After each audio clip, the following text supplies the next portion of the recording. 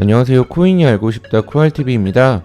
이번엔 지난번부터 계속 영상으로 다루고 있는 리플 추가 소식에 대해 전달해 드리겠습니다.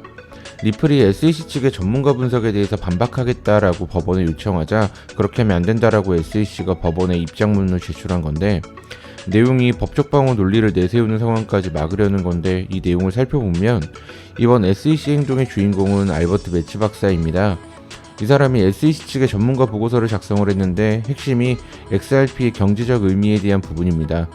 암호화폐 성능 측면에서 경제적인 의미를 담고 있다라고 하는데, 최근 이제 SEC가 이 보고서를 좀 더 보완하겠다고 하면서 데드라인을 이틀 연장을 요청했던 그런 부분이죠.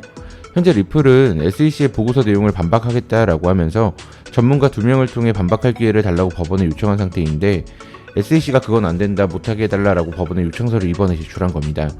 SEC가 보낸 이번 입장문의 수신자는 살아내번 판사인데, 그런데 이제 SEC가 조금 예의 없게도 이번 건과 관련된 최종 판단을 하는 거는 살아내번의 상급자 토레스 판사가 결정을 해야 한다, 이번 모션이 기각되어야 한다, 이런 얘기를 하고 있습니다. 그러면서 리플 측은 현재 2명의 반박 전문가를 통해서 매치 박사 연구 방식을 비판하려 하고 있다. 리플 측 반박 전문가들은 이와 관련해서 특정 실험이나 경제 분석을 진행하지 않았기 때문에 이런 반박에 나설 자격이 없다고 주장을 했습니다. 도대체 이게 뭐길래 SEC가 이렇게까지 하면서 예민하게 대응하는 걸까 싶은데, 내용을 좀 더 쉽게 해석해드리면, 매치 박사의 분석은 리플 측이 XRP 가격에 영향을 주는 행동을 했을 때 XRP 가격 움직임이 어떻게 변했는지를 통계적으로 분석했다고 합니다. 리플이 발표한 500개 이상의 개별 뉴스와 과학적으로 입증된 통계 분석이 사용됐다라고 하는데, 매치 박사는 XRP가 급등했을 때 8개의 전환기적인 이벤트가 있었고 7번의 리플 자체 마케팅이 있었다, 이렇게 분석을 했었습니다. 그러면서 리플이 긍정적인 뉴스를 발표하면 105일 안에 XRP가 의미 있는 상승세를 보였는데, 이걸 우연이라고 보기는 어렵다. 특히 매치 박사는 XRP가 비트코인과 이더리움의 가격 상관관계를 분석하기 위해서 2014년부터 2020년까지 흐름을 살펴봤는데 상관관계는 겨우 40%에 불과했다고 설명을 했습니다. 들으시면 이게 무슨 소리인지 물음표가 떠오르실 건데, 정리해드리면 리플은 이제 자신들이 직접적으로 수백 개 뉴스를 공개하고 이벤트 마케팅을 펼치면서 XRP 가격 상승에 직접적인 영향을 주었다, 이게 첫 번째 핵심이고요.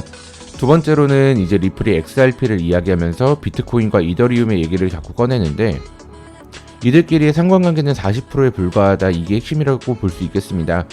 그러니까 SEC는 리플이 XRP를 통해서 투자 계약을 맺으면서 미등록 증권을 판매했다고 기소를 한 건데, 매치 박사의 분석을 보면 리플은 XRP 시세 상승을 위해서 무척 노력을 했고 XRP 가격이 오르면 리플도 이익을 봤다, 그래서 XRP는 리플 측이 발행한 증권으로 볼 수 있다, 이런 논리적인 흐름을 만들기 위해서 매치 박사의 논문을 활용한 것으로 볼 수 있겠습니다. 상식적으로 말도 안 되는 논리를 펼치고 있다고 볼 수 있죠. 여기서 이제 내놓은 SEC 분석글에 대해서 상대 측인 리플이 반박하는 것을 막기 위해 법원에 요청을 했다는 것 자체도 굉장히 어이가 없는 부분입니다. 민주주의 법치국가에서 법원을 통해 자신의 입장을 항변하겠다고 하는 건데 그걸 못하게 하겠다라는 것 자체가 말이 안 되는 거죠. 뭔가 반박당할 꺼림칙한 이유가 있는지 필사적으로 막고 있는 현재 SEC 모습입니다. 리플 소송은 이후에도 재미있는 상황들이 추가로 나올 예정입니다. 리플 측이 준비하고 있는 SEC 반박 입장문이 법원에 제출이 될 예정이고요.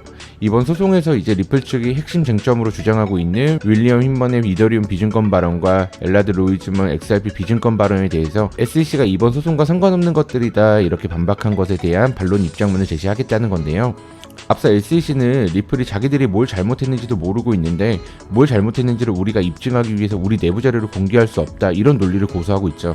이것을 보고 리플도 더 내용을 보완해야겠다 생각을 했는지 원래 3월 17일까지 제출해야 했던 입장문 데드라인을 22일까지 연장해달라고 요청하게 됐던 거죠. 아마도 SEC 입장을 세세하게 하나하나 반박을 하면서 여론을 환기시킬 것으로 예상이 되고요. 소송이 진행될수록 SEC는 일부 억지 논리까지 펼쳐가면서 앞뒤가 안 맞는 행태가 확인되고 있고, 리플은 자체적인 생태계의 활발한 확장과 CBDC까지도 계속 거론되고 있기 때문에 정말 전망성은 창창하다고 볼 수 있습니다. 법적으로 아직 판결이 난 것은 없고 언제 끝날지도 모르지만 길게 봤을 때 반드시 리플 홀더분들에게 봄날은 온다라고 생각을 하고 있습니다. 이번 영상은 여기서 마치도록 하겠습니다. 시청해주셔서 감사합니다.